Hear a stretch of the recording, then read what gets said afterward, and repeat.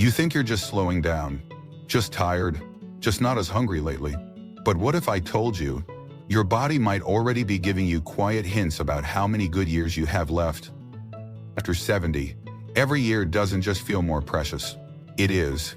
And what most seniors don't realize is that your body doesn't wait for a diagnosis to tell you something's wrong. It whispers first, small changes, shifts you barely notice, until they stack up into something serious. Maybe you've seen it in others. One friend still walks every morning like it's nothing. Another starts needing help up the stairs. One's sharp and talkative, another fades into silence. Same age, very different outcomes. So what's the difference? Doctors and researchers have actually figured this out. Across hundreds of studies, they've found 7 specific signs that silently predict not just how long you'll live, but how well you'll live. And most of these aren't found in your blood work. In this video, we're going to walk through these signs one by one with real examples, real science, and the elderly wisdom that's often ignored until it's too late. If this sounds important to you, if you've ever caught yourself wondering how much time you really have, not in fear but with quiet curiosity, then you're in the right place. Before we go any further, take a moment to like this video and subscribe to the channel. It helps us reach more seniors who want to live with clarity, dignity, and strength. And let me know in the comments where you're watching from. I'd love to hear your story. Now let's begin with the first sign your body might already be sending you. Your walking speed. You might think the strongest sign of senior health is your blood pressure or cholesterol. But you'd be wrong. The truth? Walking speed is one of the most powerful predictors of how long you'll live after 70. It's been confirmed by studies from the Journal of the American Medical Association and several longevity institutes in Europe and the US. Picture this. 2 men, both 76, both retired, but very different lives now. George walks briskly every morning. His steps are steady, his back straight. He climbs curbs and stairs without thinking twice. You'd think he's got another decade in him, and you'd probably be right. Then there's Lawrence. He used to be active, but lately, he slows down, needs to rest more, hesitates before stepping off a sidewalk. It's not just about the legs, it's about the heart, the lungs, and the brain, all working together. And when they stop keeping pace, it shows. A slower walking speed often predicts cardiovascular issues, cognitive decline, and reduced independence. It's your body's way of saying, hey, I'm not recovering like I used to. But here's the hope: you can reverse it. If your steps have gotten shorter, shakier, or slower, don't ignore it. Start walking every day, even just inside your home. Add light strength training. Try balance exercises like Tai Chi. Because in this story of longevity, your steps are the first paragraph. Your grip strength. What does your handshake feel like today? Firm, unshaken, or a bit unsure? Doctors have long used grip strength as a quiet, simple test of overall vitality. Why? Because your hands don't lie. They reflect your muscle mass, nervous system function, and even your risk of future illness. Let's take 2 real people, Marvin and Thomas, both 79. Marvin still enjoys light yard work, opens his own jars, and lifts light weights during TV commercials. His handshake, it says, I'm still here. Thomas used to be the same, but recently twisting off a water bottle became a challenge. Then carrying his groceries. It wasn't just physical, it was emotional. He started feeling like he was slipping, like his strength was leaving without warning. And research supports this. A weak grip is strongly tied to higher risk of hospitalization, disability, and even early death. But again, the beauty here is that you can fight back. And it doesn't take a gym membership. Squeeze a rubber ball during commercials. Use hand grippers while you read. Carry a small grocery bag instead of rolling a cart. Do finger stretches. Build from your hands up. Because when your grip stays strong, so does your independence. And that matters more than almost anything. Your balance on one leg. Let me ask you something. Can you stand on one leg for 10 seconds without holding on? You'd be surprised how telling that little test is. In fact, multiple studies show that seniors who can do this are more likely to live longer and live well. Think of Judy and Teresa, both 72. Judy takes yoga, practices balance while brushing her teeth, even laughs when she wobbles. But she keeps doing it. Her mind and body stay sharp. Teresa, She recently stumbled reaching for her kettle. She leans on furniture when she walks, and she tells herself it's just aging, but inside, she knows something's changing. Balance issues are often the first visible signs of deeper trouble. Declining core strength, slower brain response, even early neurodegeneration. But just like the signs before, balance can be rebuilt. Start with small steps. Walking heel to toe in your hallway, standing on one leg for a few seconds each day. Try Tai Chi or gentle stretching. Don't wait for a fall to take this seriously. Because the steadier you are now, the longer you'll stand tall in life. That's the first part, walking speed, grip strength, and balance. These may seem simple, but they're powerful, and they're whispering to you every day. Stay tuned for the next part, where we'll talk about the fourth and fifth signs, sleep and appetite, and what they're really telling you about the road ahead. And if any of this connected with you, share it with someone you care about, because these signs might not just change your life, they might extend it. You've seen how walking speed, grip strength, and balance are more than just physical changes. They're conversations your body is having with you, quiet but clear. And when you listen, you get to respond. You get to choose what kind of years lie ahead. Now let's talk about the next two signs. And these might surprise you because they don't always show up in the mirror, but they deeply affect how long and how well you'll live. Your sleep quality. We talk a lot about food, about fitness, but rarely do we give sleep the attention it deserves, especially after 70. Because sleep isn't just rest. It's when your brain rewires, your immune system recharges, your heart resets. In other words, sleep is when your body repairs itself. But here's the problem. As we age, deep sleep gets harder to reach. Hormone levels shift, melatonin production drops. The brain becomes more sensitive to light, noise, even small body aches. Some seniors brush it off. I'm just a light sleeper now. But science says otherwise. Poor sleep after 70 is linked to a higher risk of Alzheimer's, heart disease, diabetes, and early mortality. It's not just about being tired the next day. It's about your body slowly losing the time it needs to recover, repair, and reset. Let's look at Bruce and Stephen. Both are 77. Bruce has created a sacred evening routine. Soft lighting, no screens after 9, a warm cup of herbal tea. Stephen, he watches the news late into the night, drinks a nightcap, scrolls on his phone until his eyes blur. He wakes up groggy, confused, sometimes sweating, and then naps during the day to recover. The difference in their health over the past year? One study from Stanford University found that seniors with poor sleep had a 45% higher chance of cognitive decline over 5 years, even if they were otherwise healthy. So what can you do? Create a wind-down ritual. Dim lights, soft music, a gentle stretch. Avoid heavy meals, alcohol, or caffeine in the evening. Go outside. For sunlight in the morning, this resets your circadian rhythm.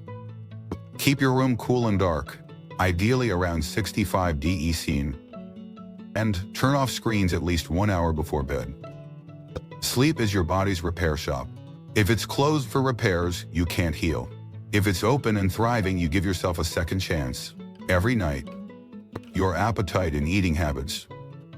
Here's a truth no one talks about. Losing your appetite after 70 is not normal aging.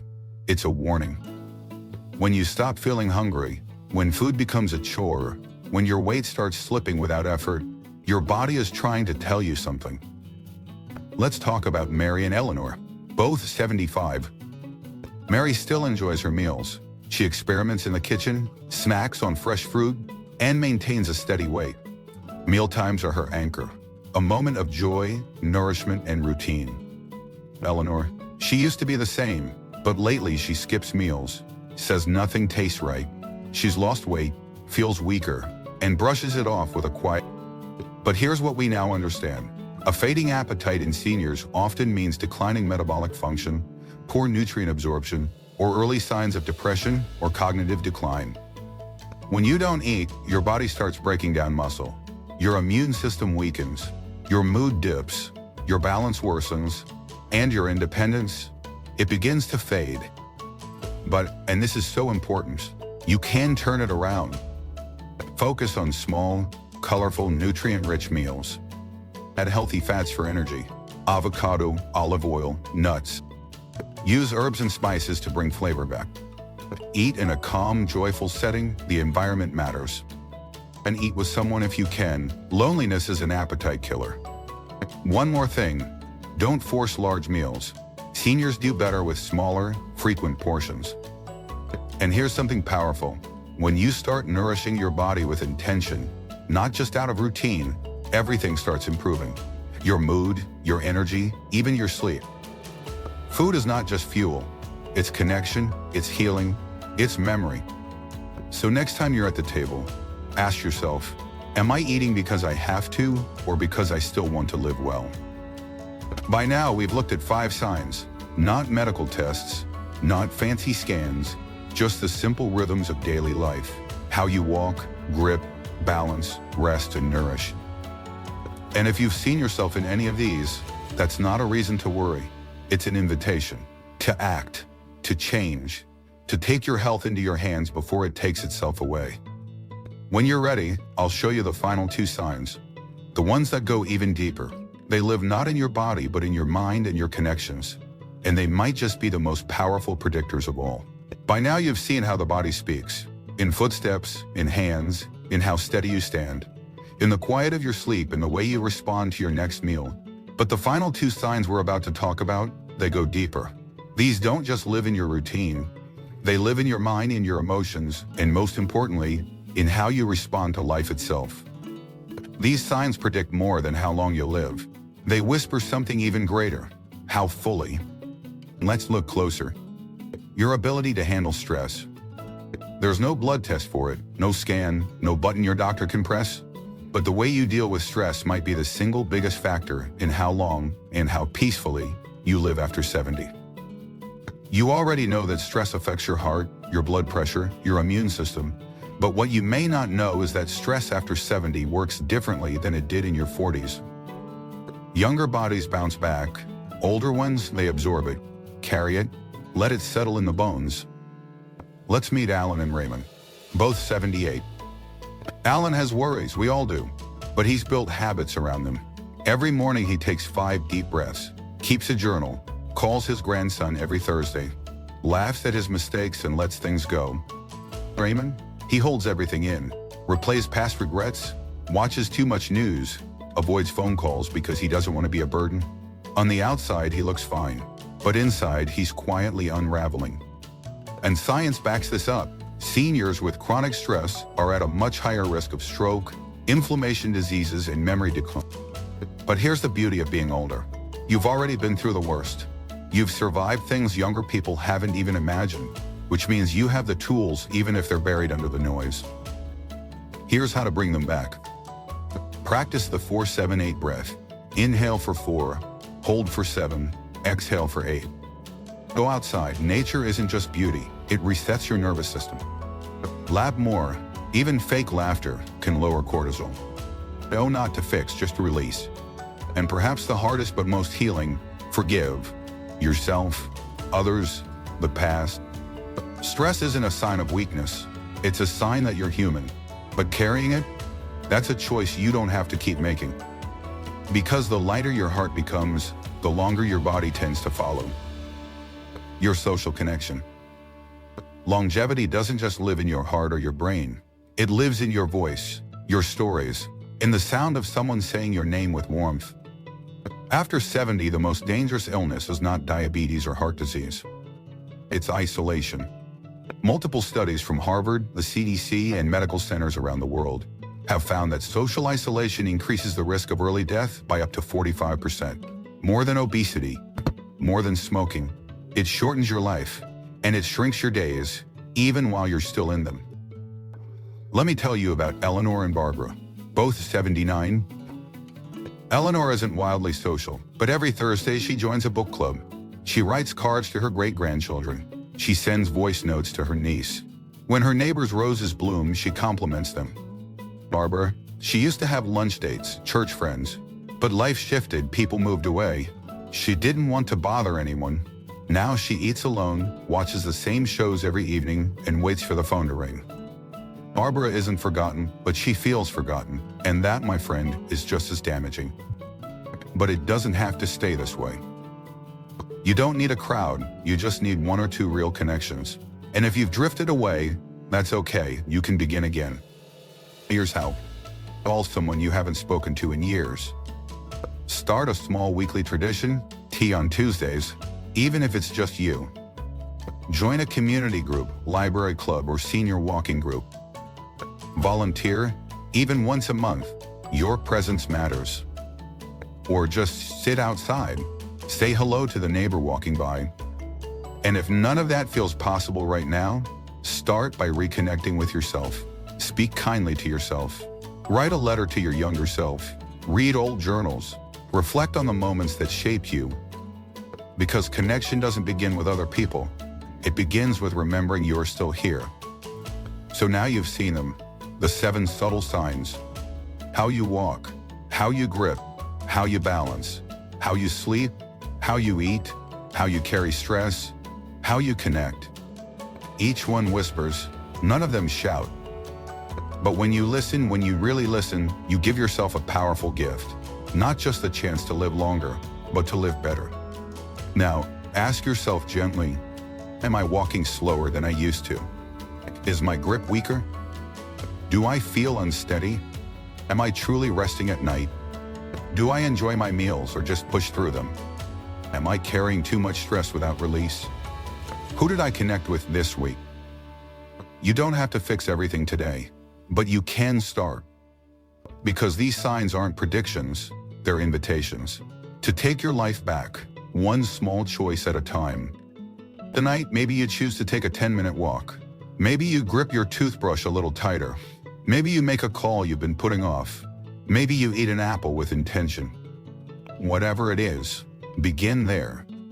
And if this video brought you clarity or comfort or even a little hope, take a moment now to like and subscribe to the channel. Not because you're told to, but because you want to keep learning, reflecting, living.